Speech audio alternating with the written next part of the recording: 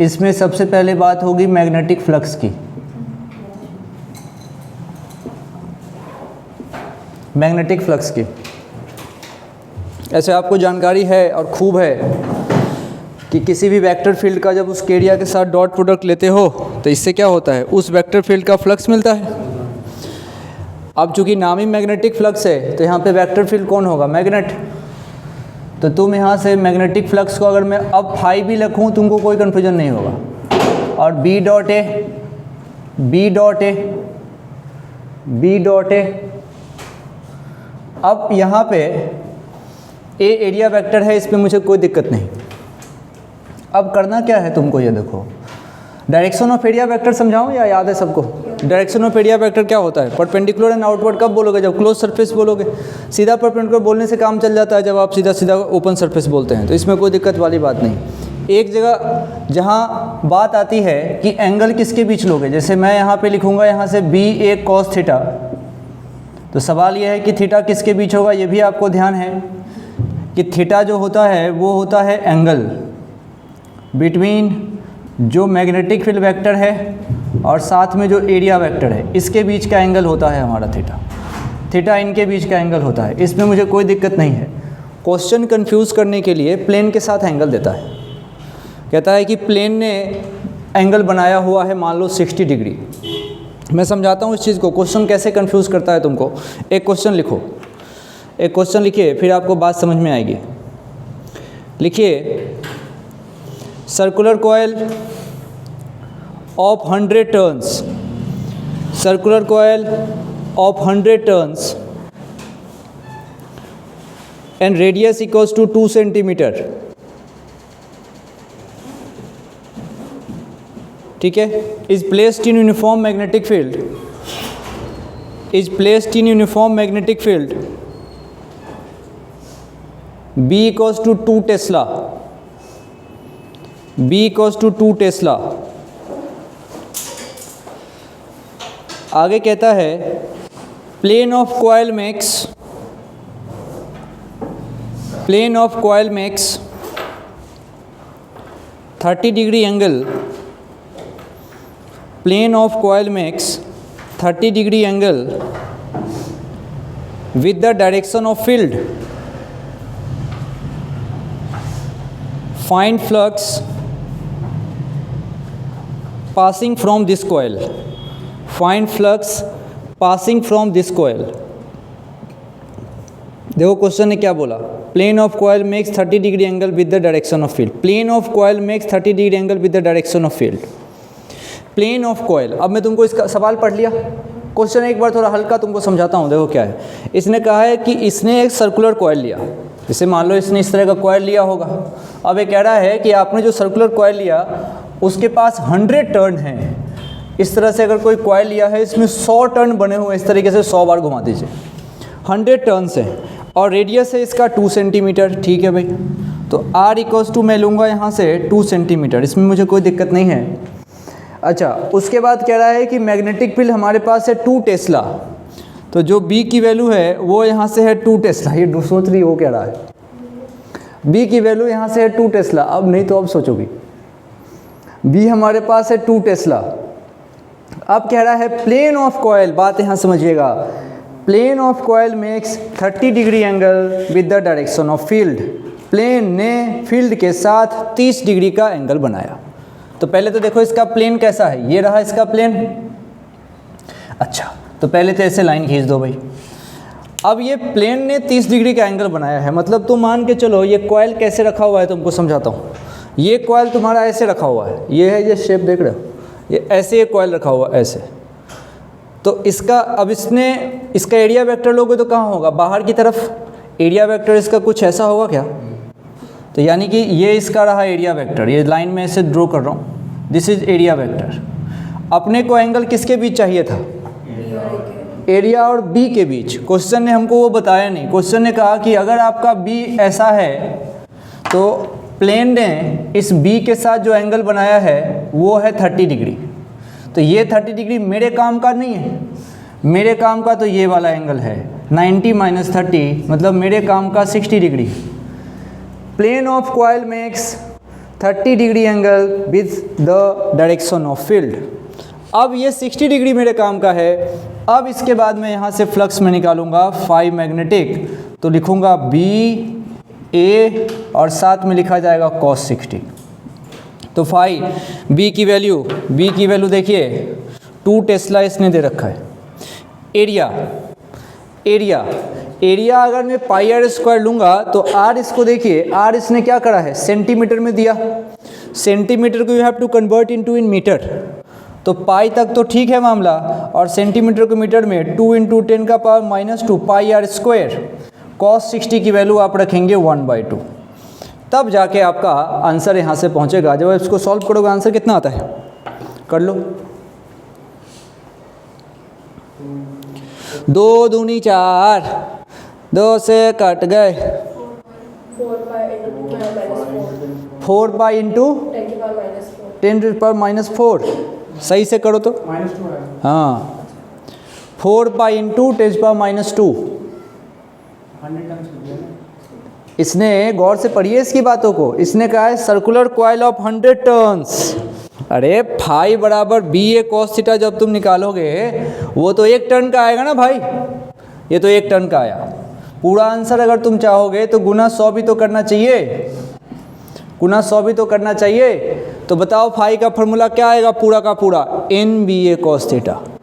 N B ए cos theta चाहो तो उसको याद भी रख सकते हो कि मैग्नेटिक फ्लक्स का जो फॉर्मूला होता है फाई बी अगर कॉइल की बात करेंगे तो हो जाएगा एन बी ए cos थीटा। बस ये ध्यान रखना है कि थीटा हमारा जो एंगल है वो बी और ए के बीच है। Question most of the time plane के साथ एंगल देगा बस कंफ्यूज करने के लिए। तो जब आप इसको सॉल्व करेंगे तो आया 4 पाई इंटू 10⁻⁻2, 4 पाई इंटू 10⁻⁻2। अच्छा बात आती है फ्लक्स है तो यूनिट क्या होगी, यूनिट क्या होगी आप बता सकते हैं। जैसे फ्लक्स अगर है तो क्या लिखा हुआ है वो है ना। अब देखो बी दिया हुआ है, बी हो गया टेस्ला, एरिया हो गया मीटर स्क्वायर। लिख लो तो यूनिट 2-4 जो इसके काम में आता है, 2-4 यूनिट जो इसके काम में आता है। एक तो इसका खुद से एक बार ड्राइव कर लो, क्या डायमेंशन वायमेंशन ड्राइव कर सकते हैं आप, डायमेंशन ड्राइव कर सकते हैं, डायमेंशन करने आता है भाई। एक तो इसकी एसआई लिख लो जो यूज में आता है, वो कौन होता है वेबर, जानते हैं, लिखिए यूनिट्स। फ्लक्स के लिए यूनिट लिख लीजिए, पहला लिख लो Weber, WEBER Weber, SI unit तो वेबर है। CGS यूनिट पे भी सवाल होते हैं, CGS यूनिट होता है इसका मैक्सवेल। फ्लक्स के लिए CGS यूनिट मैक्सवेल। वेबर और मैक्सवेल में रिलेशन, एक वेबर का मतलब होता है 10⁸ मैक्सवेल। ये इन्फॉर्मेशन है आपको ध्यान रखना है बस, एक वेबर का मतलब 10⁸ मैक्सवेल। ठीक है, तो ये सब तो छोटी छोटी बातें थी जो आपको समझ में आनी चाहिए। दूसरी बात, ये फार्मूला कब वैलिड होगा, जब हमारे पास बी कांस्टेंट हो। एक वेबर का मतलब होता है 10⁸ मैक्सवेल, वेबर इसके एसआई यूनिट को बोलते हैं, और CGS में वो मैक्सवेल लिख के देते हैं, तो आप मैक्सवेल को वेबर में कन्वर्ट कर लीजिएगा। अब दूसरी बात सुनिए, हमसे पूछा जाता है कभी कभी ये डाटा वेरिएबल फॉर्म में रहेगा, जैसे बी हमारा यूनिफॉर्म हो तब तो फार्मूला है, मान लो बी यूनिफॉर्म नहीं हुआ होता तब क्या होता, इंटीग्रेशन करते। अभी दूंगा सवाल आपको उसके ऊपर भी सवाल दूंगा।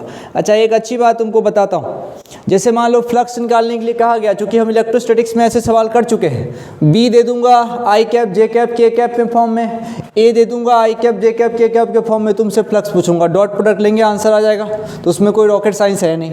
अच्छा दूसरी बात समझिए, फ्लक्स है बीच में डॉट प्रोडक्ट है, तो बी साथ में क्या आएगा cos थीटा, cos थीटा की वैल्यू पॉजिटिव निगेटिव 0, तो ये भी हमारा पॉजिटिव निगेटिव 0 सिचुएशन के हिसाब से। डायरेक्शन की टेंशन ही नहीं क्योंकि डॉट प्रोडक्ट है, तो फ्लक्स में डायरेक्शन का कोई लोड नहीं होता। ये सब हम कहाँ पढ़ चुके हैं, इलेक्ट्रोस्टैटिक्स में, इसीलिए यहाँ पे काम जो है थोड़ा आसान बन जाता है।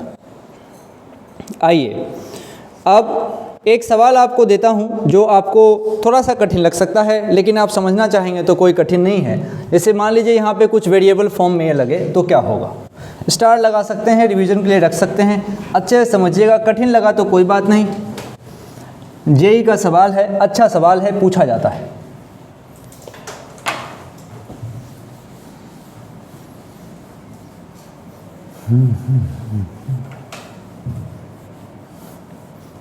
चलिए समझने की कोशिश करते हैं क्या किया है। लिखो question, find magnetic flux passing through the square loop. Find magnetic flux passing through the square loop. एक स्क्वायर लूप दिया,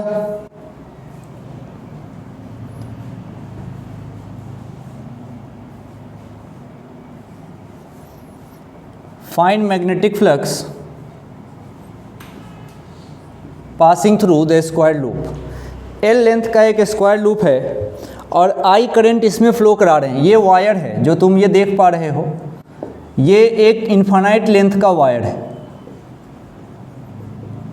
और कुछ नहीं दिया इसने, और एक कॉइल दे दिया। ये हमारा कॉइल है और हमसे पूछा find flux passing through the square loop. Loop बोलो कॉइल बोलो, कोई टेंशन नहीं है।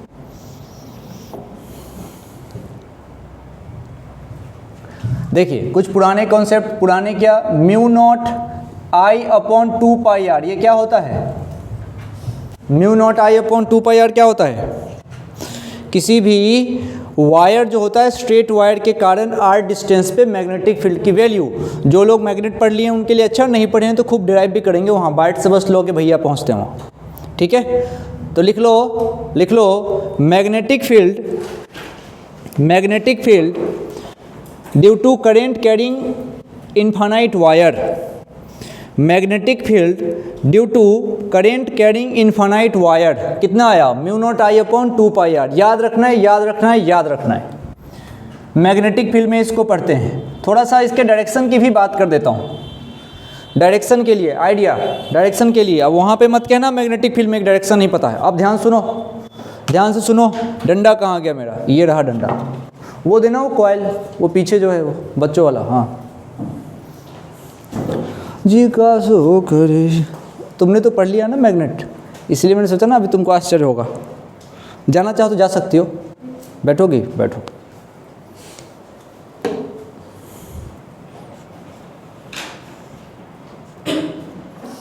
ये जो मैं एरो दिखा रहा हूँ this is the direction of current. इतने दिन से सेमी कंडक्टर में मुझे पढ़ाने के लिए कुछ नहीं मिल रहा था, तो मेरा कुछ तो पढ़ाएं। देखो ये डायरेक्शन ऑफ करंट है। आप जब भी कॉइल होगा इस तरीके से यहाँ पे अरेंज है, ये इट इज लाइक दिस, ऐसे है। अब इसमें विजुलाइज करना मुश्किल है तो तुम इसको थोड़ा बाहर निकाल लो। और जब ये कॉइल होगा और इस तरीके से रखा हुआ है, कोई दिक्कत ही नहीं इसमें। तुमको चाहिए यहाँ पे कि अगर करंट हमारा ऐसा गया, ये आई है जो आपको दिख रहा है, ये आई की वैल्यू है, करंट आई ऐसे फ्लो कर रहा। जब करंट आई ऐसे फ्लो करेगा तुम अंगूठा अपने यहाँ पे रखो। जब अंगूठा यहाँ पे रखोगे और किसी का अगर ये घर होता तो नॉकिंग यहाँ होती है ना, तो जहाँ नॉकिंग होती है वहाँ क्रॉस होता है, जहाँ नॉकिंग होती है वहाँ क्रॉस होता है, तो यहाँ नॉकिंग होगी। अब पकड़ने की कोशिश करो, जब इसको कोशिश किया, आप तो पकड़ भी सकते ना अपन, तो ऐसे पकड़ोगे तो ये क्या आएगा, यहाँ से अंदर जाता हुआ फील्ड लाइन यहाँ से बाहर निकलेगा। सोचो फील्ड लाइन्स यहाँ से अंदर और यहाँ से बाहर। इस चीज़ को मैं अगर ऐसे करके इसको ऊपर से देखूं तो देखो, ऊपर से देखूं, मैं ऐसे देख रहा हूं, तो अगर इसी को नीचे रख के यूँ देखूं ऊपर से, तो मुझे कैसा लग रहा है कि पहले तो लग रहा है कि करंट मेरी तरफ आ रहा है आउट ऑफ द प्लेन, लेकिन बाकी जो इसके फील्ड लाइंस बनेंगे ना वो कैसे बन रहे हैं, ऐसे। तो फील्ड लाइंस तो इसके ऐसे ऐसे बन रहे हैं भाई, फील्ड लाइंस ऐसे ऐसे बन रहे हैं। इस फील्ड लाइन को तुम कॉपी पे बना सकते हो, फील्ड लाइंस तो तुम्हारे ऐसे ऐसे बन रहे हैं और करंट प्लेन के बाहर। तो अगर तुम दोनों को एक साथ करके देखोगे तुमको कैसा लगेगा, फील्ड लाइंस मतलब ये और ये ऐसे बाहर, समझ रहे हो क्या? अभी सवाल दूंगा, फील्ड लाइंस मतलब ये और ये इसके बाहर, बात ठीक है? पूरा EMI पूरा का पूरा मैग्नेट एकदम से डायरेक्शन का खेल है, जिसको डायरेक्शन निकालने समझ में नहीं आता उसका गया खेल। और दूसरी बात आपको बताऊं, हम पूरे मैग्नेट और EMIs लेके पूरा हमारा जो पूरा का पूरा, जैसे ऑलमोस्ट आपका पूरा होने को है सिलेबस।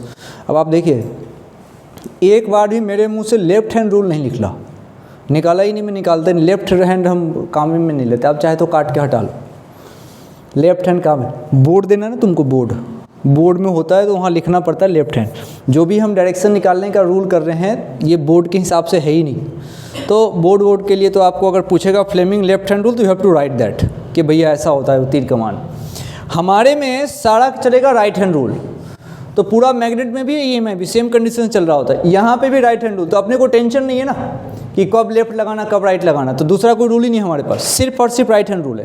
अच्छा, अब यह हमारे पास ये स्ट्रेट वायर है, करंट कैरिंग कंडक्टर, इससे मेरे से मैग्नेटिक फील्ड पूछेगा तो वो क्या करते हैं, वो ऐसे पूछते हैं, वो कहते हैं इस तरफ बताओ और इस तरफ बताओ। अरे यहाँ पे जब जाऊँगा तो नॉकिंग यहाँ पे होगी कि नहीं, जहाँ नॉकिंग होगी वहाँ क्रॉस होगा, तो दूसरी तरफ तो डॉट ही होगा, क्योंकि पकड़ के ऐसे पूरा पकड़ सकते हैं अपन इसको। यानी कि पहली बात वैल्यू तो याद होनी चाहिए, और यहाँ पे कोई पॉइंट P है तो यहाँ पे क्रॉस होगा और यहाँ पे जो होगा वो डॉट होगा, यहाँ पे क्रॉस और यहाँ पे डॉट। लेकिन ये तो इसका स्टाइल है भाई, ये तो इसका स्टाइल है। अगर यही चीज़ इस तरीके से तुम्हारे सामने आ जाए तो तुम अपने कॉपी में कैसे बनाओगे इसको, है ना, सर्कल्स बनेंगे बहुत सारे। आप आराम से देखते रहिए, फिलहाल तो हमारा टारगेट इस पे है, हमारा टारगेट इस पे है। एक एक करके बातों को समझो। अच्छा, आप देखो कैसे समझ सकते हो इसमें। हमसे इसने क्या पूछा था, हमसे इसने पूछा सवाल में find magnetic flux passing through this square loop, और इसके अलावा कोई इन्फॉर्मेशन नहीं दिया। करंट हमारा इसने और तो नीचे डाल दिया। बताओ, करंट नीचे डाल दिया, मैं क्या करूँगा, अपने अंगूठे को यहाँ लेके इसको पकड़ने की कोशिश करूँगा, नॉकिंग इधर हो रही है, कॉपी पे करना पड़ेगा आपको, बिना करे कॉपी पे करो। ज़्यादा अगर जैसे मान लो शर्माओगे ना हाथ निकालने में बाहर, तो गया ये, है ना, वो शर्म आती है। हाँ, राइट ही रहना, लेफ्ट नहीं तुम्हारे पास, कल काट के आना लेफ्ट हैंड। हाँ, तो कॉपी के बाहर नहीं, कॉपी में। इतना तो समझ में आ रहा है। ये तुम्हारी कॉपी ऐसे अगर होती मेरे हाथ में, ऐसे अगर कॉपी होती और उसमें करंट ऐसे लेके आते, ऐसे लेके आते, अब जरा सोच के देखो, ये है ऐसे, यहाँ पे होगा इसका नॉक, तो यहाँ पे तो क्रॉस होगा, अपने को किस तरफ चाहिए, इधर चाहिए ना, तो यहाँ क्या होगा, डॉट। तो ये जो डॉट आया है किसके कारण आया है, वायर के कारण। तो चलो इतना तो पता चल गया कि इस तरफ है तो डॉट, डॉट मतलब आउट ऑफ द प्लेन। परंतु एक दिक्कत है इसमें, एक दिक्कत है। मेरे पास जो ये फार्मूला है, इस फार्मूले में डिस्टेंस मैटर कर रहा है ना, आर, डिस्टेंस मैटर कर रहा है। अब तुम समझो, इस वायर से तुम आगे बढ़ते जाओ, यहाँ पे तुम जितने भी पॉइंट लोगे सबका वहाँ से अलग अलग दूरी है कि नहीं, तो मुश्किल है ना मामला। तो जब दूरी अलग अलग तो मैग्नेटिक फील्ड की वैल्यू भी तो अलग अलग बोलेगी। तो जो B का जो मैग्नीट्यूड है, जो वायर से R दूरी लिया जाता है, ये पॉइंट तुम्हारा मान लो P है, यहाँ से लोगे R दूरी पे, ये R ही बदल रहा, R बदल रहा है अपना। अगर मैं इस पूरे कॉइल में यहाँ सोचूं तो अलग है, यहाँ अलग, यहाँ अलग, यहाँ अलग, यहाँ अलग, सब जगह अलग अलग पॉइंट। पूरे कॉइल का पूछा है ना, ये भी तो मैटर करेगा। देखो तो दिक्कत है, तब कहाँ चलना पड़ेगा अपने को, इंटीग्रेशन पे, इंटीग्रेशन पे चलना पड़ेगा। तो इंटीग्रेशन पे चलने की शर्त तो देखो एक ही होती है कि आप x डिस्टेंस पे कोई dx एलिमेंट ले लो, उसका फाइंड कर लो और लिमिट डालो। लिमिट का खेल बहुत बढ़िया है। तो आप लिखिए स्टेप 1। पहले ये समझ में आया कि फार्मूला क्यों नहीं चलेगा, इसका कारण लिखो। फार्मूला नहीं चलने का कारण क्योंकि R अलग अलग है, हर पॉइंट पे अलग अलग R, हर पॉइंट पे अलग अलग R।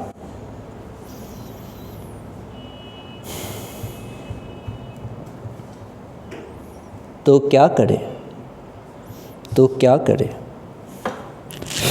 x डिस्टेंस पे dx एलिमेंट ले लेते हैं।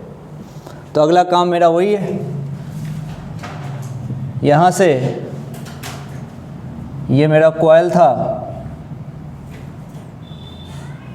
मैंने एक x डिस्टेंस पे dx एलिमेंट ले लिया, dx, और ये आप जानते हैं a होता है और ये आपका x है। ये वायर जो देख रहे हैं आप, इनफाइनाइट लेंथ का वायर है। वायर हमेशा इनफाइनाइट लिया जाता है, क्यों लिया जाता है, सिमेट्री के लिए। थोड़ा सा अगर गॉस लॉ आपको याद हो, उधर वाला याद है आपको, इलेक्ट्रोस्टैटिक्स में गॉस लॉ जो होता था, बिल्कुल एकदम से जिसको उधर आता है उसको इधर आएगा, कोई दिक्कत नहीं। चलिए x डिस्टेंस पे dx एलिमेंट ले लिया। अब लगाओ फार्मूला। अब इसके लिए तुम b निकालोगे तो क्या निकालोगे, लिखोगे तुम म्यू नॉट आई में, कोई दिक्कत ही नहीं है, और यहाँ पे लिखोगे 2 पाई और साथ में क्या लिखोगे, r नहीं x, समझो। और अगर तुम पूरा फ्लक्स एक साथ लिखना चाहते हो तो इसी b को किससे गुना करना पड़ेगा, एरिया से। पूरा इधर लिख देता हूँ, b गुना एरिया गुना कॉस। कोई कहेगा यार कॉस 0 लूँगा, और कोई कहेगा cos 180 लूँगा, इसके अलावा तो कुछ ले ही नहीं सकता। सोच के देखो, एंगल किसके बीच लेते हो? एरिया वेक्टर और मैग्नेटिक फील्ड के बीच। तो तुम समझो यहाँ पे मैग्नेटिक फील्ड कहाँ है? बाहर की तरफ। और इस कॉइल का एरिया वेक्टर कहाँ होगा? परपेंडिकुलर टू द प्लेन होता है। कोई बोलेगा भाई मेरे तरफ, कोई बोलेगा उधर, तो एंगल या तो 0 या तो 180। क्या फ़र्क पड़ जाएगा कॉस कोस से? समझ रहे हैं? इसीलिए आप cos 0 लीजिए तो भी कोई प्रॉब्लम नहीं, 180 कोई प्रॉब्लम। लेकिन कोई ऐसा मूर्खा टाइप का ही कोई होगा जो 180 सोचेगा। 0 लेके अच्छा लग रहा है अपने को, cos 0 1, बात खत्म। तो हम cos 0 लेके खुश हो जाएंगे। और a के जगह पे क्या लिखूंगा बताओ? a किसका है? ये एलिमेंट का है। एलिमेंट रेक्टेंगुलर जैसा दिख रहा है, तो l इंटू बी लगाऊंगा तो अपना ये l है ना, तो ये l इंटू डी एक्स कर देते हैं। l इंटू डी एक्स, और ये इधर तो 1 तो है ही सही, cos 0 ले लिया। बताइए इसमें कोई दिक्कत है? तो कोई दिक्कत नहीं है। तो बताओ कांस्टेंट टर्म छांट लो, देखो डिफ्रेंशिएट किसका हो रहा है, ये इंटीग्रेशन किसका होगा। कांस्टेंट छांट लो, इंटीग्रेशन करने की एक बार आप 1 मिनट में कोशिश कर जाइए, मैं तो कर दूंगा।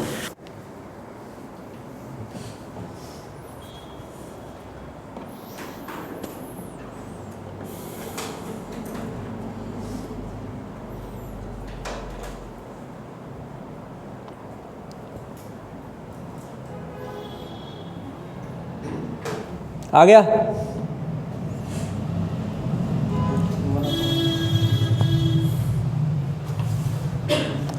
आइए, ये क्या आ गया देखिए, म्यू नॉट कांस्टेंट, आई कांस्टेंट, एल बाहर कर दिया हमने, 2 पाई इधर छोड़ दिया, इंटीग्रेशन 1/x dx का होगा दोस्तों। और आप जानते हैं म्यू नॉट आई एल में कोई समस्या नहीं, नीचे 2 पाई 1/x का इंटीग्रेशन होता है ln x, और लिमिट आप डालिएगा कहाँ से कहाँ तक, बस इसके बारे में आपको सिखा दूँ। हरे पेन पे ध्यान दीजिए। कोई आदमी कहेगा मैं तो यहाँ से सोचूंगा, सोचो, और यहाँ से यहीं तक जा सकता है वो, इसके अलावा तो उपाय नहीं है। तो ज़्यादा से ज़्यादा पहली लिमिट l, दूसरी लिमिट 2l। सोचो, तो l से 2l ही लिमिट डालनी है अपने को, तो यहाँ l से लेके 2l तक, तो बस हो गया। अब इसके बाद तो कुछ बचा नहीं इसमें, mu naught I L upon 2 पाई। अब यहाँ से देखो, एक बार तक तुम अगर आज्ञा दो तो डायरेक्ट लिख दूँ, upper limit minus lower limit लिखता, फिर लॉग a बाई बी लगा दूँ सीधा। तो यहाँ से मैं लगा देता हूँ ln, अब ये 2l/l आ जाएगा। ठीक है, l से l काट देता हूँ। जैसे ही l से l काटा तो अब ये 2 ऊपर है और नीचे कौन है? 2 पाई। सही है? देख लो डाटा, देख लो डाटा। जा 2 से 2 काट दिया, माफ़ कर दीजिए, 2 से 2 काट दिया मैंने। अरे लॉग वाला भी काट दिया, लॉग वाला भी काट दिया। l से l कट गया तो क्या बच रहा था? म्यू नॉट आई एल, नीचे आ गया 2 पाई और यहाँ पे log 2। अरे गलती से वो कट गया था, समझ रहे हैं आप? एक चीज़ मैं तुमको यहाँ बताना चाहता हूँ, एक चीज़ मैं तुमको यहाँ बताना चाहता हूँ, सुनो ज़रा ध्यान से। क्या हम हर बार इंटीग्रेशन की हेल्प लेंगे? नहीं। कब लेंगे? जब b कांस्टेंट ना हो। अच्छा, कैसे पता चलेगा b कांस्टेंट नहीं है? हमको b के लिए कौन कौन रिस्पॉन्सिबल है? b कैसे आता है? मैग्नेटिक फील्ड कैसे आ रहा होता है? करंट से। किसी क्वेश्चन में उसने कहा कि करंट चेंज हो रहा है, जब उसने करंट चेंज करना है तब हमारा b चेंज हो सकता है। या फिर हमारे पास देखो तो सही, b में कौन कौन है? ये है और ये है। म्यू नॉट तो कांस्टेंट है ना, ये परमिएबिलिटी की वैल्यू होती है, म्यू नॉट हमारा कांस्टेंट है, तो चेंज कौन करेगा? या तो आई या तो आर। सही है? कोई दिक्कत? अच्छा, तो ठीक है, ये सिंपल सा है डाटा। इसमें कोई दिक्कत है क्या? इसमें मैथ्स वैथ्स में कुछ बोलो। चलो, अब मैं तुमको एक क्वेश्चन यहाँ से कराना चाहता हूँ जिसको आप आराम से समझ सकते हैं। चलिए प्रैक्टिस के लिए सवाल करते हैं, लिखो तो। Find magnetic flux, find magnetic flux in the given situation.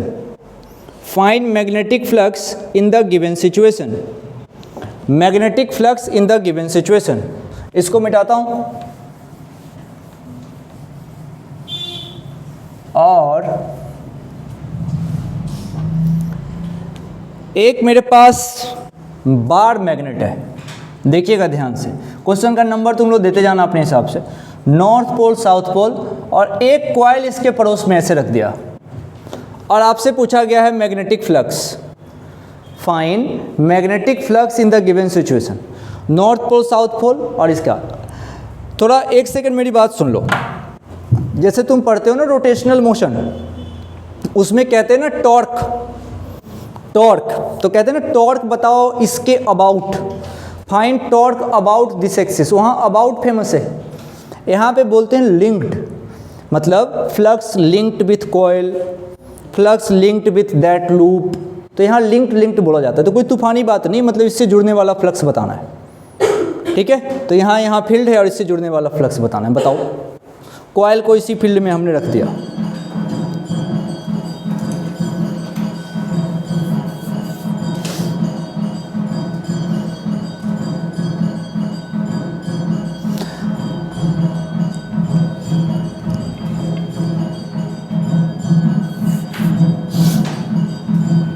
सुनो मेरी बात सुनो, देखो तो ढोल बजा रहे हैं। ये जो कंडीशन है ऐसी, ये कैसी कंडीशन है? ऐसी है या ऐसी है? ये ऐसी है, ऐसी है। तो अब इसको चूंकि डायग्राम में चीज़ें थोड़ी सी कम विजुलाइज होती है, लेकिन आप समझो ये ऐसे रखा हुआ है। अगर ये ऐसे रखा हुआ था तो पूरा सर्कल बनाया जाता कि नहीं? लेकिन जब इस तरह का कुछ इलिप्टिकल जैसा दिखे, अंडा वंडा, तो आप समझिए कि ऐसा रखा हुआ है। तो बताओ इसका एरिया वेक्टर कहाँ होगा? ऐसे। तो ये रहा इसका एरिया वेक्टर, तो उसको मैं ग्रीन पेन से बनाता हूँ। तो इसका एरिया वेक्टर दोस्त ये रहा, इसमें मुझे अब कोई दिक्कत नहीं है। अच्छा, ये नॉर्थ पोल है, तो magnetic field line north pole से निकालोगे तो ये कुछ ऐसे निकलेगा। कैसे निकलेगा वो मैटर नहीं है, लेकिन निकलेगा तो इसी प्लेन में निकलेगा वो। तो तुम सोच के देखो, मैग्नेटिक फील्ड अगर इस तरफ से आ रहा है, एरिया वेक्टर ऊपर जाएगा, बीच का एंगल 90, और फ्लक्स जब डिफाइन करते हो बीच में कॉस थीटा आ रहा होता है, तो या तो कॉस 90 हो जाएगा तो फ्लक्स हो जाएगा 0, है कि नहीं? तो फ्लक्स हो गया 0। जब बी वेक्टर और ए वेक्टर 90 डिग्री पे हो तो फ्लक्स 0 होता है। इसकी हमको भरपूर प्रैक्टिस है शुरू से ही, कोई दिक्कत नहीं। इसको मिटाऊं क्या? अगला कराता हूँ। अगला जो थोड़ी देर पहले तुमको बोला था वायर के कारण।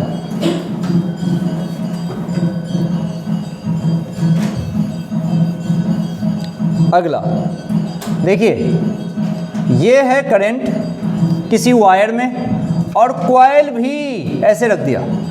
अब सोचना पड़ेगा तुमको कैसे रखा हुआ है। कॉइल कैसे रखा हुआ है? कॉइल है ऐसे रखा हुआ और करंट है ऐसे रखा हुआ।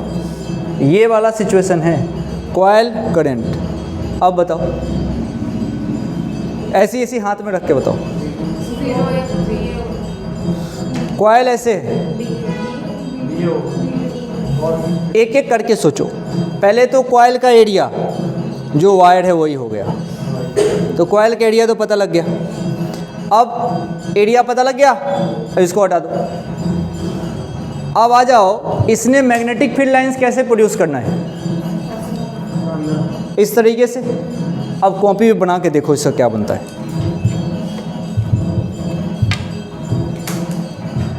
आराम से सोच के बनाओ।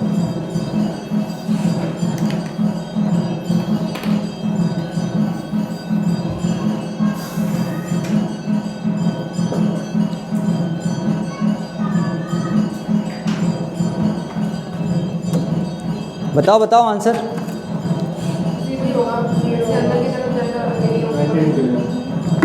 जीरो होगा। देखिए जीरो कैसे होगा, आपको दिख रहा है ये पूरा क्लियर। इसको बनाने से अच्छा है आप उसको समझ लें। इसी कंडीशन से वायर दे रखा। अब इस कॉइल ने, अगर मैं ऊपर से देखूंगा तो मुझे ऐसा लगेगा कि लाइन ऑफ फोर्स कुछ इस तरीके से चल रहे हैं। लाइन ऑफ फोर्स कुछ इस तरीके से चल रहे हैं। ऊपर से देखने पे लाइन ऑफ फोर्स ऐसा दिखेगा। उस लाइन ऑफ फोर्स में, मतलब लाइन ऑफ फोर्स इसी बोर्ड पे बन गए, और एरिया वेक्टर जो इसका होगा वो बाहर की तरफ होगा, तो एरिया वेक्टर इसका बोर्ड से बाहर। तो मान लो मैंने एरिया वेक्टर कैसे दिखा दिया। एंगल कितना होगा इसका 90। कहीं पे भी तुम डालो टेंजेंट डालोगे तो बी तो ऐसे ही आएगा, तो बीच का एंगल कहीं भी डालो 90 होगा। इस पे विजुलाइज करना कठिन होता है, आप सामने समझ सकते हैं, लेकिन एग्जाम में कहाँ से लोहा लक्कड़ लेके जाओगे, एग्जाम में तो ऐसे ही करना पड़ेगा। तो कैसे सोचा हमने कि अच्छा मेरे हाथ में पेन है, पेन से मैं लिख रहा था और ऐसे निकला हुआ है, ओ इसका मतलब पेन मेरे हाथ में है और पेन के अंदर ही कॉइल है। अच्छा पेन के अंदर ही कॉइल है, अच्छा मतलब पेन को पकड़ के देखूंगा तो लाइन ऑफ फोर्स तो ऐसा ही है, मतलब लाइन ऑफ फोर्स तो मेरे कॉपी पे है, मैग्नेटिक फील्ड तो मेरे कॉपी पे है, ओके डन। अब कॉइल भी मेरे कॉपी पे है, तो उसका एरिया बाहर, एरिया बाहर, एरिया बाहर, मैग्नेटिक फील्ड कॉपी में, एंगल हो गया 90, कहानी खत्म। सही है, तो थोड़ा आपको थॉटफुल होके चलना पड़ेगा उसमें। चलिए, अब ये तो फ्लक्स की कहानी थी और अब आएगा EMI। ये तो अभी तक हम मैग्नेटिक फ्लक्स पढ़ रहे थे, अब हम पढ़ेंगे EMI। EMI बोले तो इलेक्ट्रोमैग्नेटिक इंडक्शन, बोले तो फराडे और लेंज। फराडे और लेंज बहुत अच्छे हैं, ये ऐसे नहीं आते। जैसे भगवान कब आते हैं, जब पाप बढ़ता है। अभी तुम बढ़ा रहे हो पाप, प्रकट हो जाएंगे भगवान। फराडे और लेंज तभी प्रकट होते हैं जब तुम फ्लक्स चेंज करोगे। फराडे और लेंज प्रकट तभी होंगे जब तुम फ्लक्स चेंज करोगे। तो जब जब कॉइल से जुड़ने वाला फ्लक्स चेंज होता है तब तब EMF इंड्यूस होता है, और अगर सर्किट क्लोज है तब करंट प्रोड्यूस होता है। ये जो सेंटेंस है इसको आप श्री लगा के लिख सकते हैं। लिखो, जब भी किसी कॉइल से लिंक्ड होने वाला फ्लक्स चेंज होगा, अच्छा, जब किसी कॉइल से लिंक्ड होने वाला फ्लक्स चेंज होगा तब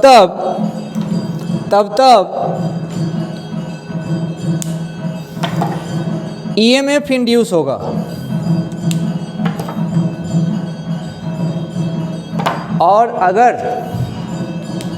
और अगर सर्किट क्लोज है तब करंट प्रोड्यूस होगा। इसका ऑर्डर बड़ा सिंपल है, पहले तो फ्लक्स चेंज होगा, तब EMF इंड्यूस होगा, तब करंट प्रोड्यूस होगा। फ्लक्स चेंज शॉर्ट में लिख सकते हो, flux change dash, flux change पहले डैश EMF इंड्यूस, फिर डैश दे के लिख दो करंट प्रोड्यूस।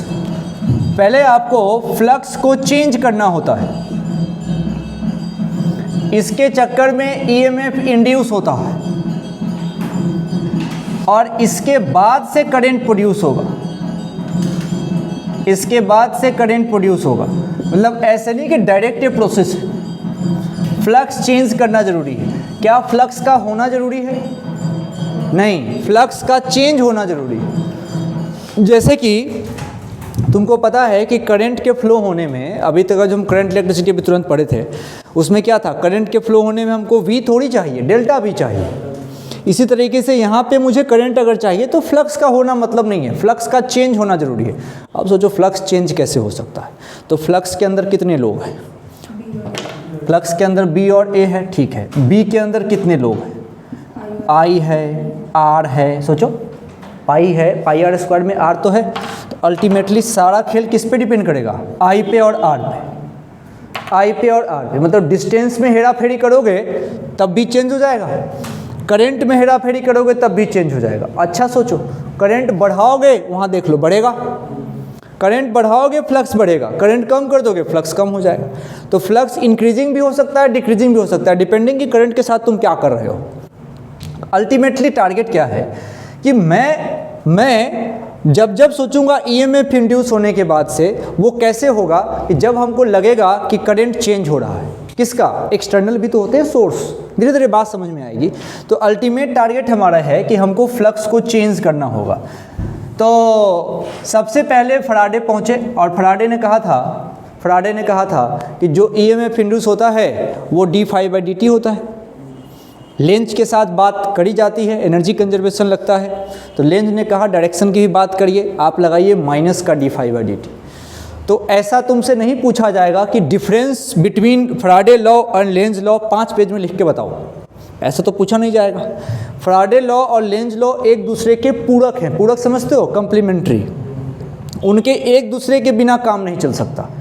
जैसे न्यूटन्स का जो लॉ है, तो तीनों लॉ होता है ना फिजिक्स के अंदर, जब मैकेनिक्स पढ़ते हैं तो तीनों एक दूसरे के पे डिपेंडेंसी है इन सब की। जब हम कोई न्यूमेरिकल करते हैं तो मन में तीनों लॉ चलता है, तब जाकर सोचते हैं। अच्छा, एक्शन रिएक्शन तुम्हारे मन में हमेशा चलता होगा, सोचो एक्शन रिएक्शन चलता है तभी तो तुम लगाते हो वहाँ पे F=ma और नॉर्मल के पेयर बनाते हो खट से कि एक इस पे दूसरा इस पे लग जाएगा, तो आपके मन में ऑलरेडी चल रहा होता है एक साथ। तो फैराडे और लेंज लॉ मन में एक साथ चलना चाहिए। अच्छा, लेकिन अगर कहीं पे लिखा हुआ है E=माइनस का d∅dt, तो ये माइनस लेंज के सम्मान में दिया गया है। लेंज ने कहा था कि चलो ये तो ठीक है, फ्लक्स चेंज करोगे, ईएमएफ इंड्यूस होगा, करंट प्रोड्यूस होगा, मान लो फैराडे की बात ये थी, बात खत्म हो गई। लेंज ने कहा कि वो सब नहीं, आपको माइनस भी लगाना चाहिए, क्योंकि डायरेक्शन भी तो होगा ईएमएफ इंड्यूस का, करंट भी क्लॉकवाइज एंटी क्लॉकवाइज हो सकता है, तो डायरेक्शन तो अपने को चाहिए कि नहीं चाहिए। इसका मतलब ये है कि हमको यहाँ पे डायरेक्शन बस इसलिए लगा रहे हैं माइनस का साइन, ताकि अपने को लगे कि ये अपोज कर रहा होता है, अपोज कर रहा होता है। और ये बात बोलने में जितना आसान है, करने में उतनी ही नानी याद आती है। 50 सिचुएशन सॉल्व करोगे तब जाके इस पर कमांड होगा कि आखिर ये माइनस लगता क्यों है। धीरे धीरे करके इस पर इम्प्रूवमेंट आता है। तो पहली बात, माइनस मतलब लेंज लॉ, माइनस मतलब लेंज लॉ और कुछ नहीं, और मैग्नीट्यूड मतलब फैराडे लॉ। मैं तो शॉर्ट में ऐसा समझा देता हूँ, ठीक है। अच्छा, Lenz law energy conservation based पे बात चलती है, ठीक है, इतना लिख लो और फटाफट न्यूमेरिकल पे चलते हैं, बाकी कोई दिक्कत इसमें नहीं है। d∅dt क्या होता है बोलना चाहिए क्या मुझे? ये change in flux with respect to time है। अब ये थोड़ी बोलूँ कौन सा फ्लक्स है, मैग्नेटिक चल रहा है भाई, मैग्नेटिक फ्लक्स।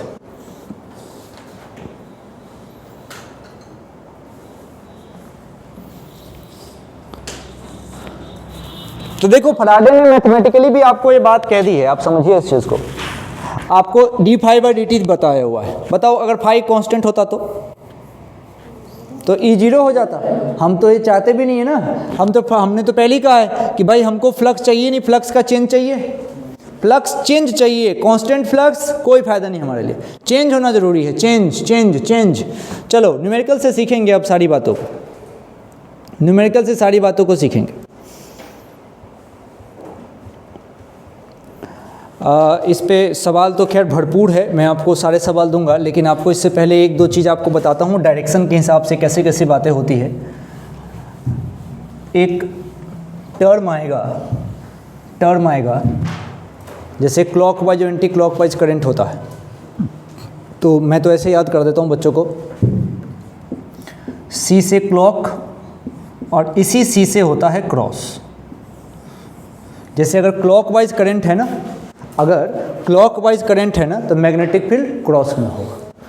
तो अगर क्लॉकवाइज हमारे पास करंट है तो क्रॉस में हमारे पास मैग्नेटिक फील्ड होगा। तो भाई अब डॉट है तो कहाँ होगा, एंटी क्लॉकवाइज। तो डॉट है तो सीधा सीधा एंटी क्लॉकवाइज। अब डॉट बोलने की आवश्यकता नहीं है, एक बोलेंगे काम बन जाएगा, C से क्लॉक C से क्रॉस, दैट्स ऑल। C से क्लॉक C से क्रॉस, इधर हाथ उधर हाथ, इधर उंगली उधर नाक, ऐसा करने की कोई आवश्यकता नहीं। C से क्लॉक C से क्रॉस, एक तो ये और दूसरा ये नॉक नॉक रूल जिसको बोलते हो, आराम से है। ये करंट आई है, नॉक करो, यहाँ कहाँ जाएगा क्रॉस, यहाँ कहाँ जाएगा डॉट, ऐसे है बता देना। अब बताओ, नॉक अंगूठा है ना सबके पास, यस, तो बस ये कितनी अच्छी बात है। अंगूठा ऐसे किया, अंगूठे की तरफ आप इसको लेके आइए। देखो पुराने रूल तुमको आते होंगे, अच्छी बात है, लेकिन जब एक साथ करते ना सब आदमी तो एक रूल पे चलना चाहिए। जब सब लोग एक साथ, क्योंकि पुराने आपके गुरुजी ने भी बताया, यार सबको ही बताएंगे ना, अब मैं भी छोड़ तो नहीं सकता कि आपको आता है देख लो, ऐसा नहीं कर सकते अपन। तो एक रूल के साथ सबको चलो। अब कोई ज़रूरत नहीं तुम्हारे वाले से वही आंसर आ रहा है जो मेरे वाले से आ रहा है, तो बात सही है आपकी, लेकिन अगर जो लोग सीख रहे हैं उनके लिए बता दूँ तो वो ऐसे कर सकते हैं। आप इधर करंट की तरफ अपने अंगूठा वो करो और इसको नॉक करो तो ऊपर जाएगा क्रॉस, नीचे डॉट ही जाएगा, फिर क्या बचेगा। कैसे भी करोगे कर सकते हो, लो ये भी कर लो, इसका बताओ, है ना, इधर क्रॉस जाएगा, है ना। ऐसे सुबह तक कितने बनाते रहो, बात तो वही होनी है। चलो मिटा दो, मेरे लिखोगे क्या, एक दो देख लो, ऐसे ही होता है। C से क्लॉक C से क्रॉस, C से क्लोक, C से क्रॉस। चलो, मैग्नेटिक फील्ड में बहुत फार्मूले होते हैं। हाँ भाई, हमें याद आ गया। सुबह किसी ने मेरे से कहा कि मैग्नेटिक फील्ड मैंने पढ़ तो लिया है लेकिन उसमें फार्मूले बहुत हैं और डायरेक्ट फार्मूला बेस्ड सवाल आता है। तो मेरा तो मैग्नेटिक फील्ड कंप्लीट है। देखो, बहुत फार्मूले तो किसी भी चैप्टर में नहीं है, बहुत फार्मूले तो तुम बनाते हो, बहुत फार्मूले। जैसे अभी एक लॉग वाला सवाल किया था, तुम इसको याद कर लो तो ये भी एक फार्मूला है, याद कर लो तो ये भी एक फार्मूला है। हर PYQ का आंसर याद कर लो, अपने आप में फार्मूला है। ऐसे आएगा तो ऐसे होगा, ऐसे आएगा। भाई साहब, इतना अगर ब्रेन है तो तुम हो जाएगा सिलेक्शन, कोई ऐसी बात नहीं। अरे जिस आदमी को सारे क्वेश्चन के आंसर ध्यान में हो, सारे क्वेश्चन के आंसर ध्यान में हो, सारे क्वेश्चन का तरीका याद हो, ऐसे होगा ऐसे कर लूँगा, ऐसे होगा ऐसे कर लूँगा, ऐसे होगा ऐसा कर लूँगा, तब तो सारा कर ही जाएगा। लेकिन ह्यूमन माइंड है ना भाई, हर चीज़ को याद थोड़ी कर सकते। मेरे हिसाब से नहीं किया जा सकता। ज़्यादा फार्मूला रखने से मैं तो नहीं मानता कि फ़ायदेमंद है बात। आपको जितना ज़्यादा याद हो सकता है उतना रखो। हर आदमी की अपनी अपनी लिमिट है। किसी को 10 फार्मूले याद हो सकते हैं, किसी को उसी चैप्टर में 20 याद होंगे। जिसको जितना याद होता है उतने ही पे सम्मानजनक तरीके से रखो और बाकी की प्रैक्टिस करिए। जितना आपको याद होता है उतना ठीक है। आइए अब आगे ये काम करते हैं। सवाल लिखाता हूँ तुमको। Find direction of induced current in the coil. Find direction of induced current in the coil. एक एक करके सवाल करता हूँ, आप बनाता हूँ, आप करते चलिएगा। आप क्वेश्चन मत काउंट करना कितने हुए नहीं हुए, वो होते ही रहेंगे। अब इसमें यही चलता है। अब 2 से 3 दिन सिर्फ यही फोटो, कॉइल, आगे पीछे दाएं बाएं, एक ही कहानी है इसके अंदर। चलिए, direction of induced EMF in the coil बोला और ये कॉइल दिया। अब ऐसा दिया तो मत पूछो ना कैसे रखा हुआ है, बताओ ऐसे रखा है क्या? ऐसे रखा है, बिल्कुल। अब देखिए, ये कॉइल है और यहाँ पे इसने मैग्नेट रख दिया, नॉर्थ पोल और साउथ पोल, और कहा कि मैं इसको v वेलोसिटी से इधर लेके आ रहा हूँ, v वेलोसिटी से इधर लेके आ रहा हूँ। अब तुमसे टारगेट देखना, हर सवाल में एक ही टारगेट है, direction of induced current. Direction of induced current. तुम भरोसा रखो, आधी जनता इसी में घूमती रह जाती है, कैसे होता नहीं होता है। उसको लेंज लॉ में छोड़ के आते हैं वो, फिर वो मोशनल EMF ये सब फॉर्मूला याद करते हैं, BLB है ना। डायरेक्शन निकालने का है। चुपचाप बैठी हो, डायरेक्शन बताओ ना।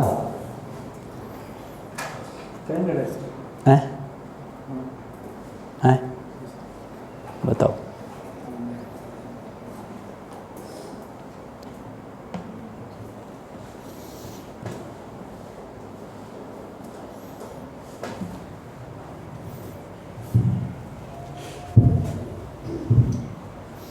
देखिए, आपको आ गया होगा। इसके बहुत तरीके हैं, जैसे जैसे आप सोचिए आपको अच्छा ही लगेगा।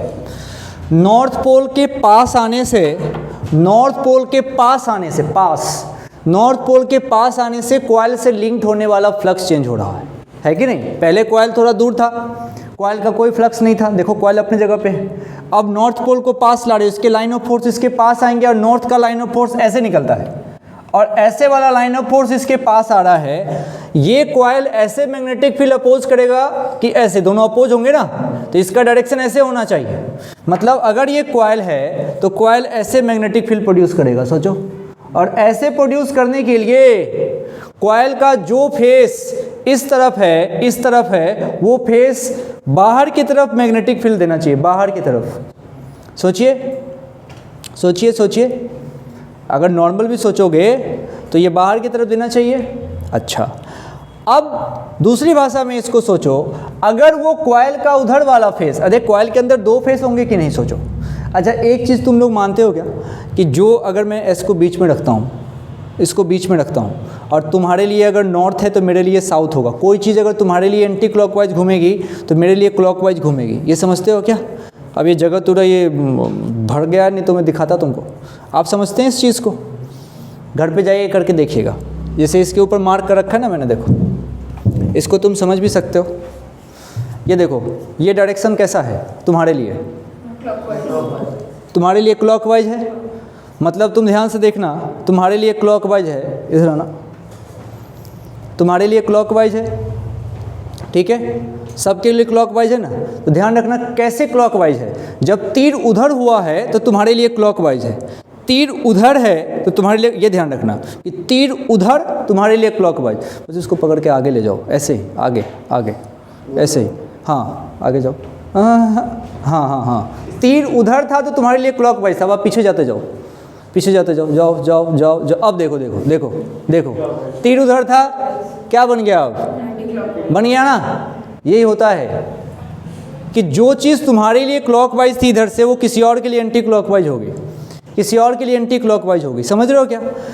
तो क्या answer person to person change करेगा कि नहीं? कोई आंसर देगा क्लॉकवाइज, कोई कह देगा anti clockwise, depending on position. तो मन में कंफ्यूजन आता है, मैं कैसे सोचूंगा? भाई तुम तो मैग्नेट की तरफ से देखना, ऑब्जर्वर तुम्हारा यहाँ है, तो तुम्हारा आंसर मैग्नेट की तरफ से होगा until and unless observer is not given. जिसको समझ में आया ठीक, नहीं समझ में आया वो सोच रहा कैसे चल रहा है, नहीं। तो आप घर पे 2 आदमी मिलकर खेल के देखना, अभी समझ में क्या हुआ है अभी, ठीक है। यानी कि जो कॉइल के अंदर, जो कॉइल का इसका एक फेस है ये वाला फेस कैसा बिहेव करेगा रिपेल करने के लिए? North.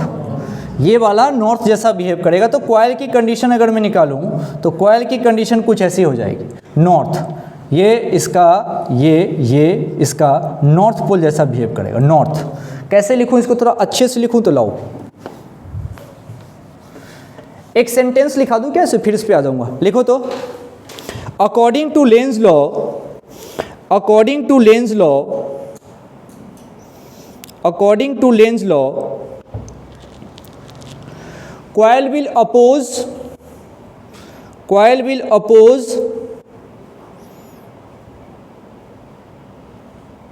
the increasing flux. Coil will oppose the increasing flux. in short बात यह है कि coil flux को कम करेगा। लिखो लिखो लिखो, coil flux को कम करेगा, कॉइल फ्लक्स को कम करेगी।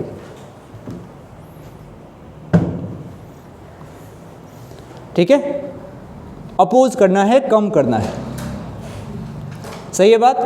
अब आगे लिखो, कॉइल प्रोड्यूस नॉर्थ पोल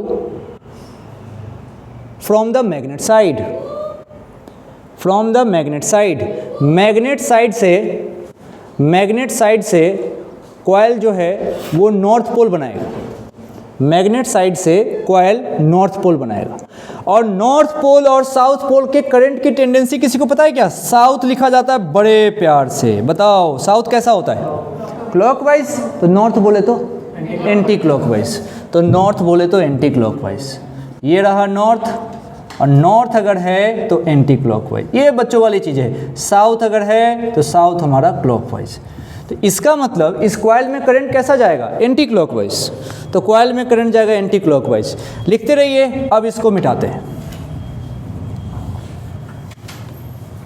ठीक है, आपको आ गया समझ? अगला सवाल पकड़ते हैं। अगले सवाल में यही कॉइल है, सब कुछ वही, सारा सिचुएशन वही, ये वही नॉर्थ, ये वही साउथ। अब इसको दूर ले जा रहे हैं, दूर ले जा रहे हैं। कॉइल क्या चाहेगी? पास बुलाओ। कॉइल चाहेगी पास बुलाओ, क्योंकि कॉइल को क्या लगेगा कि यार इसका फ्लक्स कम हो रहा है, कॉइल इसको अपोज करेगा। लेंज ने एक्सपेरिमेंट किया है ना, अपने को बताया, हम उसके अकॉर्डिंग सोच रहे हैं। कॉइल पास बुलाने के लिए कॉइल का मैग्नेट के तरफ से जो सेक्शन है that will behave as a south pole. तो कॉइल में यहाँ पे साउथ पोल होगा, किधर से? इधर से देखने वाले ऑब्जर्वर के लिए। अब साउथ पोल होगा मतलब क्लॉकवाइज करंट, तो कॉइल में अब क्लॉकवाइज करंट डेवलप होगा। ये पूछा जाता है कि कॉइल में कैसा करंट डेवलप होगा, तो आंसर क्या है? क्लॉकवाइज। क्या लड़की बाउंस हो रहा है? ये वाली बात नहीं समझ में रही, तुमने नहीं पूछा मेरे से, वो तो मैंने तुमसे पूछा। फिर से समझो, पहले देखो होता क्या है। होता ये है कि फ्लक्स, समझते हो फ्लक्स क्या है? फ्लक्स मतलब कुछ नहीं है, लाइन ऑफ फोर्स का फ्लो है बस, खूब सारा। अब तुम इसको ले जा रहे हो तो बेचारे को पहले जो लाइन ऑफ फोर्स मिल रहे थे वो कम हो गए ना। लेंज ने एक्सपेरिमेंट करा तो उसको लग गया कि हर चीज़ जो यहाँ पे जो फ्लक्स का चेंज है ना, अल्टीमेटली उसको अपोज किया जाता है। ये लेंज ने एक्सपेरिमेंट करा, उसको बात समझ में आ गई, तो उन्होंने कहा हमसे, तो हम उनकी बात मानते हैं। अच्छा, तो अल्टीमेटली चेंज हो रहा है, तो अब इसके कारण जब मैं इसको यहाँ से दूर ले जाऊँगा तो कॉइल में कुछ चेंज होना चाहिए। क्यों? क्योंकि नियम क्या कहता है कि जब जब फ्लक्स में चेंज होगा, कम ज़्यादा मैटर नहीं है भाई, चेंज होगा, जब जब फ्लक्स में चेंज होगा तब तब ईएमएफ इंड्यूस होगा, और अगर सर्किट क्लोज है तो करंट प्रोड्यूस होगा। तो क्लोज ही तो है, अगर ऐसे कर दूंगा तब ओपन है ये, तो सर्किट अभी तो क्लोज था। अभी दूंगा आगे सवाल, जब सर्किट आपको ओपन रहेगा, ये कॉइल को ब्रेक कर दीजिए, बीच से तोड़ दीजिए, तब उसमें क्या करंट फ्लो करेगा। तो अभी कॉइल पूरा इस तरीके से है, सॉलिड, बढ़िया। अब तुम इसको दूर ले जा रहे हो तो फ्लक्स कम होगा, किसका? कॉइल का। तो कॉइल क्या चाहेगा, है ना, कि मेरा फ्लक्स कम नहीं हो, उसके लिए वो इसको अट्रैक्ट करना चाहेगा, मत जाओ ऐसा। तो ये कैसा बिहेव करेगा? साउथ। साउथ को कौन बिहेव करेगा? साउथ। इधर वाला सेक्शन साउथ बिहेव करेगा, इधर वाला साउथ है, तो ये तो अपने आप नॉर्थ हो जाएगा। तो अगर आंसर की बात करो तो एक आदमी अगर यहाँ पे खड़ा हुआ है, ये आदमी अगर मान लो रामू है, तो रामू के लिए इसमें क्या डेवलप होना चाहिए? South pole. और यहाँ पे अगर एक आदमी है, इसका नाम क्या रखोगे? सामू। अब रखो, इसका नाम होता है चोमू। इसके लिए क्या डेवलप होगा? इधर नॉर्थ पोल। तो उसको तो ये दिखेगा ना, सोच के देखो, एक की तरफ साउथ, एक की तरफ नॉर्थ, ऐसे ही तो होता है। सामने में जो रखा हुआ है ये सिस्टम, उसके लिए तुम्हारे लिए किस तरफ है? ये जो कैमरा है तुम्हारे लिए किस तरफ है? साउथ है, नॉर्थ? नॉर्थ है। तो मेरे लिए सिंपल। दो आंसर होंगे कि नहीं? ऑब्जर्वर टू ऑब्जर्वर, बात अलग अलग हो। मिटाऊं इसको?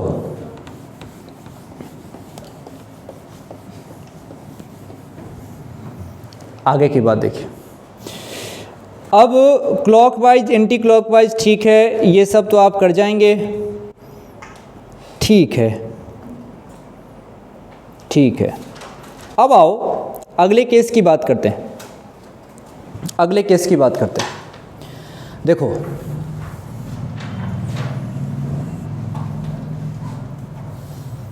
ये मेरे पास कॉइल है और उस कॉइल के पड़ोस में एक मैग्नेटिक फील्ड दे रखा है B, और सिंबल बना हुआ है ऐसा। इसको तुमको खुद से समझना पड़ेगा। कॉइल अलग है, यहाँ पे जो B है, अब मैं इसमें तो लिख देता हूँ, बाकी में लिखने की आवश्यकता नहीं है। ये B एक्सटर्नल है, ये एक्सटर्नल है, और ये B इंक्रीज हो रहा है, ये B इंक्रीज हो रहा है। मतलब एक्सटर्नल सोर्स का मैग्नेटिक फील्ड इंक्रीज हो रहा, और उस इंक्रीजिंग मैग्नेटिक फील्ड डायरेक्शन कहाँ? उसका अंदर की तरफ। मतलब कोई एक्सटर्नल सोर्स है जिसका magnetic field into the plane बढ़े जा रहा है, और उसके बीच में हमने एक कॉइल रख दिया, तो इस कॉइल में कैसा करंट प्रोड्यूस होगा? इस कॉइल में कैसा करंट प्रोड्यूस होगा? ऐसे चपक से नहीं बोलना जाता है, पूरी की पूरी सिचुएशन के साथ। पहले डायग्राम बनाओ।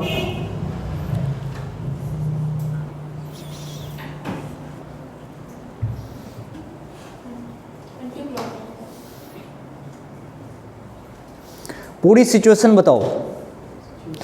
क्रॉस में मैग्नेटिक फील्ड बढ़ा रहे हो, क्रॉस में मैग्नेटिक फील्ड बढ़ा रहे हो, टारगेट है तुम बढ़ा रहे हो, तो कॉइल चाहेगी इसको कम करना, कॉइल चाहेगी इसको कम करना। कम करने के लिए कॉइल को क्या करना पड़ेगा? अपोज। तो कॉइल प्रोड्यूस करेगी डॉट में, कॉइल प्रोड्यूस करेगी डॉट में, और कॉइल ने अगर डॉट में मैग्नेटिक फील्ड प्रोड्यूस कर दिया, तो डॉट में मैग्नेटिक फील्ड का मतलब होता है एंटी क्लॉकवाइज करंट। डॉट का मतलब एंटी क्लॉकवाइज करंट। पूरा स्टेप है इसका, स्टेप।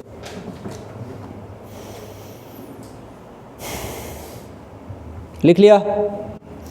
अब इसमें कई सारी बातें हो सकती है। अगर यही मैं इसी क्वेश्चन में लिखते रहिएगा,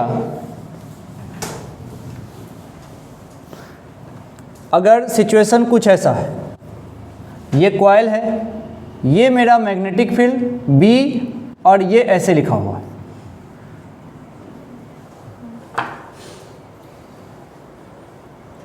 मैग्नेटिक फील्ड एक्सटर्नल का डॉट में बढ़ रहा, कॉइल चाहेगी इसको कम करना, कॉइल अपोज करेगी।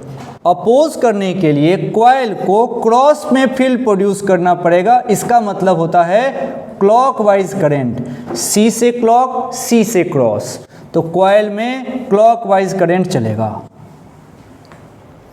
सी से क्लॉक, सी से क्रॉस। अभी तुमने दो केस देखे, दोनों में इंक्रीजिंग है, दोनों में इंक्रीजिंग है कि नहीं? अब दोनों केस में इंक्रीजिंग था, अब अगले केस में देखो डिक्रीजिंग। अच्छा, इंक्रीजिंग था फ्लक्स, तो तुमने कम करने के लिए क्या है, देखो ये डॉट था तो तुमने क्रॉस प्रोड्यूस कर लिया, इससे पहले वाले क्वेश्चन में क्रॉस था तो तुमने डॉट प्रोड्यूस किया है। इसको थोड़ा अगर हम समझें तो यहाँ से एक कंक्लूजन निकाल सकते हैं, इंक्रीजिंग हो तो अपोजिट पैदा करिए, आपका काम आसान हो जाएगा। तो डायरेक्ट बोलेंगे शॉर्टकट, अगर जिसको अगर तुम बोलो, अगर शॉर्टकट कैसे सोचोगे, अगर इंक्रीजिंग अगर है तो अपोजिट जनरेट करिए। कल से तो डायरेक्ट किसी भी बात करेंगे, इंक्रीजिंग है तो अपोजिट। अच्छा, अब देता हूं सवाल दूसरा, मान लो ये कॉइल ऐसा है, एक्सटर्नल सोर्स का B यहाँ पे है और B अब क्रॉस में कम हो रहा है। ये कॉइल ना समझना, ये कॉइल बिल्कुल भी नहीं है, ये तो एक्सटर्नल का है। एक्सटर्नल का B कम हो रहा है, एक्सटर्नल का B कम हो रहा है। अब जरा सोचो, अब एक्सटर्नल में क्या हो रहा है, B जो है इसका क्रॉस में कम हो रहा है, तो कॉइल क्या चाहेगी, इसको बढ़ाना, कॉइल इसको बढ़ाना चाहेगी। लेकिन कॉइल ने अगर डॉट प्रोड्यूस कर दिया तो अपोजिट डायरेक्शन में हो जाएंगे, तब तो और कम हो जाएंगे। लेकिन अपने को बढ़ाना है तो कॉइल को भी उसी डायरेक्शन में क्रॉस ही प्रोड्यूस करना पड़ेगा, तभी तो। अगर क्रॉस को तुम माइनस बोलो फॉर एग्जांपल, समझ रहे हो, माइनस वाला डायरेक्शन, ऐसे नहीं कि माइनस माइनस तो और कम हो गया, ऐसे नहीं। अपने को क्रॉस का मतलब हम बोले ना उस तरफ। अगर मान लो कि अंदर की तरफ मैग्नेटिक फील्ड है और वो कम हो रहा है, कॉइल को अगर बढ़ाना है तो उसको सपोर्ट करना पड़ेगा ना यार। तो अगर मान लो क्रॉस, और क्रॉस का मतलब होता है क्लॉकवाइज, इसका मतलब अगर डिक्रीजिंग है कहीं पे, अगर कहीं पे डिक्रीजिंग है तो डिक्रीजिंग है तो सेम डायरेक्शन में जनरेट कीजिए। डिक्रीजिंग अगर है तो सेम डायरेक्शन में जनरेट कीजिए। अपोजिट है कब, जब इंक्रीजिंग रहेगा, यानी कि जब इंक्रीज होगा तो अपोजिट जनरेट करो। डॉट है तो क्रॉस करो, क्रॉस है तो डॉट करो। लेकिन जब डिक्रीजिंग है तो सेम डायरेक्शन में करो, क्रॉस है तो इधर भी क्रॉस करिए। इसको मिटाता हूं, अगला समझिए। अगला कह रहा है कि डॉट में कम हो रहा है। देखिए ये कॉइल है और यहाँ पे B, और ये B डॉट में कम हो रहा है। फिर से वही बात, डॉट में कम हो रहा है, कॉइल चाहेगी बढ़ाना, बढ़ाने के लिए अगर इसने क्रॉस कर दिया तो दोनों और माइनस हो जाएंगे, तो कॉइल को भी डॉट कहना पड़ेगा ताकि डॉट डॉट ऐड हो सके। तो कॉइल ने भी डॉट, और डॉट का मतलब होता है एंटी क्लॉकवाइज। ऐसे चलता है खेला। चलिए और समझिए, और समझिए।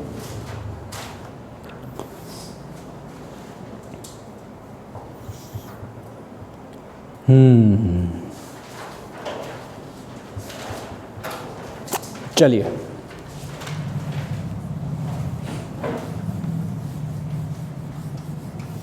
Lenz law.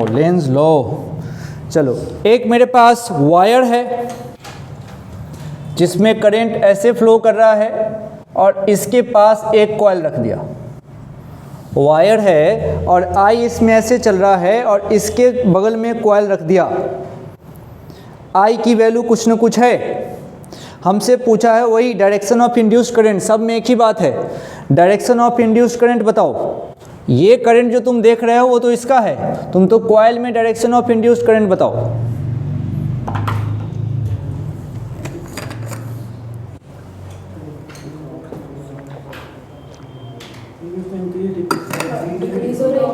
ये नहीं पता है,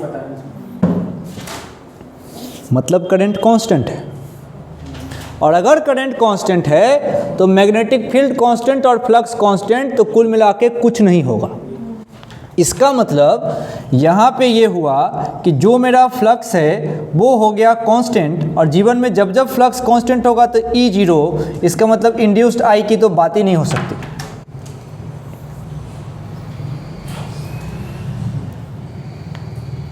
चलिए अगला क्वेश्चन।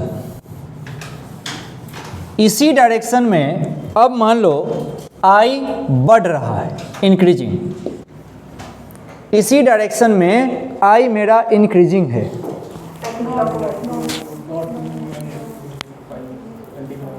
स्टेप बाय स्टेप सोचो, स्टेप बाय स्टेप, पूरी बात समझना, तुक्काबाजी नहीं करो।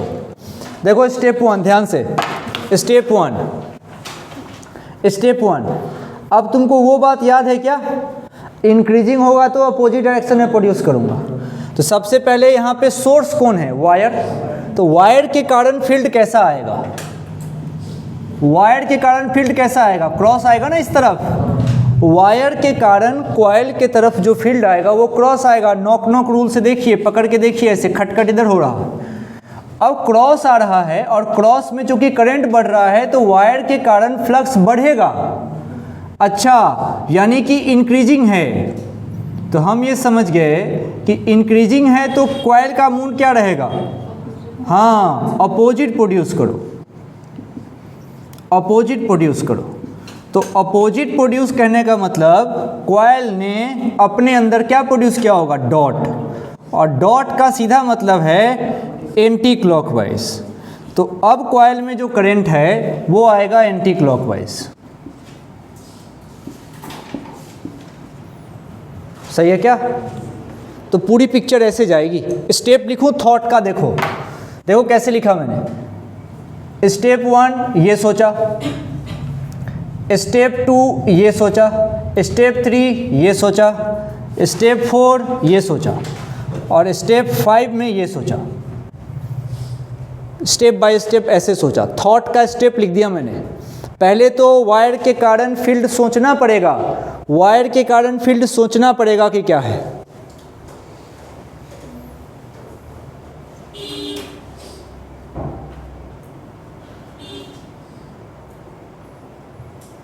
चलिए इसके बाद भी कर सकते हैं, जैसे क्या क्या मिटाऊं इसको, निशकोचरी।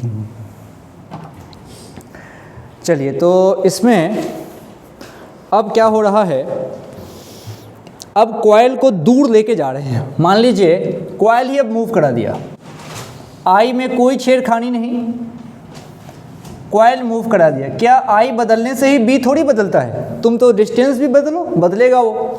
अब जो ये कॉइल है इसको मैं v वेलोसिटी से दूर लेके जा रहा हूँ। अब बताओ कॉइल में कैसा करंट प्रोड्यूस होगा।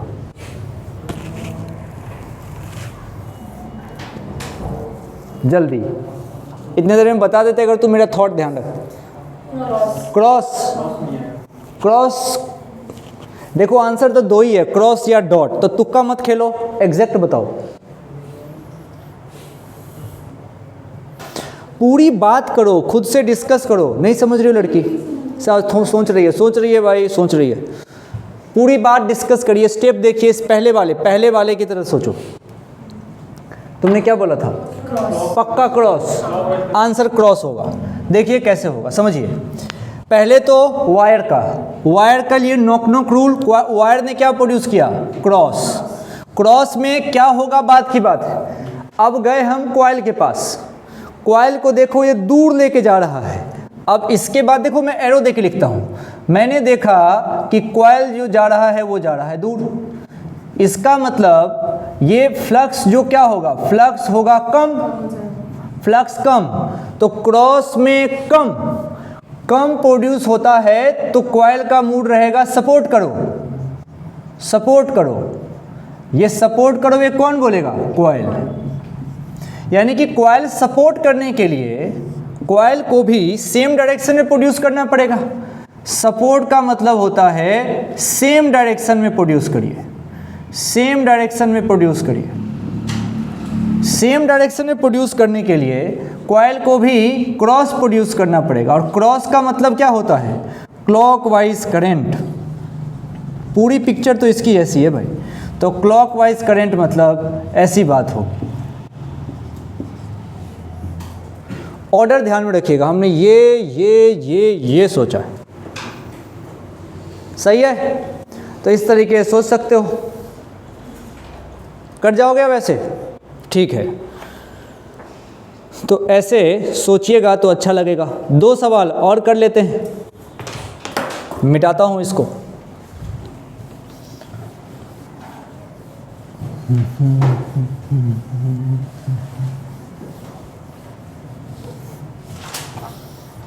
चलिए, अब क्या किया कि एक यहाँ कॉइल है, ये मेरा करंट है, और इसमें यहाँ आई है, और इसने कहा है कि ये करंट इंक्रीज हो रहा है। ये जो मेरा करंट है ये इंक्रीजिंग है। अब बताइए, पक्का? ओके, देखिए सबसे पहले कॉइल ने इधर क्या प्रोड्यूस किया? क्रॉस में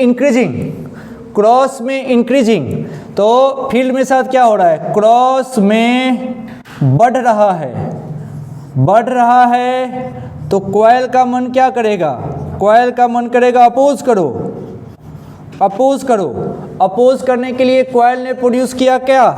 डॉट, और डॉट का मतलब एंटी क्लॉकवाइज, तो डॉट प्रोड्यूस कर दिया उसने, और डॉट का मतलब एंटी क्लॉकवाइज, सही है? एंटी क्लॉकवाइज करंट आ गया। मिटाऊं?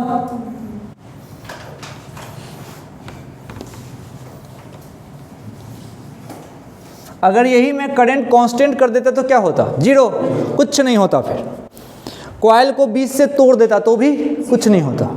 ठीक है, अब मान लीजिए एक सवाल आपको मैं दे रहा हूं, अब इसी में करंट को मैं डिक्रीज करा दूं तो सेम डायरेक्शन में, तो वायर ने जैसा प्रोड्यूस किया होगा उसी डायरेक्शन में प्रोड्यूस कर दूंगा अगर डिक्रीज हो रहा है तो। एक आखिरी कर लेते हैं,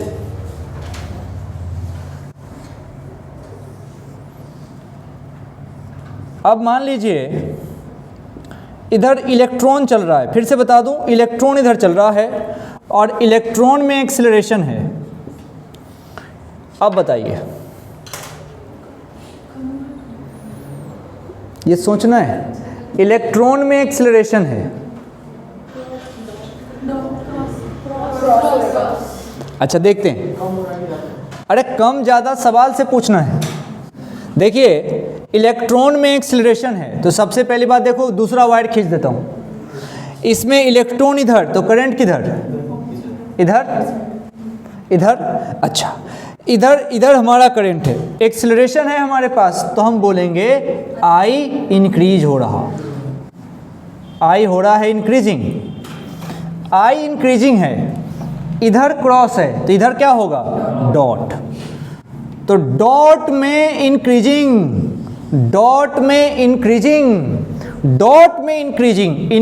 है, तो कॉइल कहेगी कि भैया अपोज करो, और अपोज करने के लिए क्रॉस में प्रोड्यूस करो, और क्रॉस का मतलब होता है क्लॉकवाइज, तो कॉइल में करंट क्लॉकवाइज है कि नहीं? ऐसे सोचा जाएगा।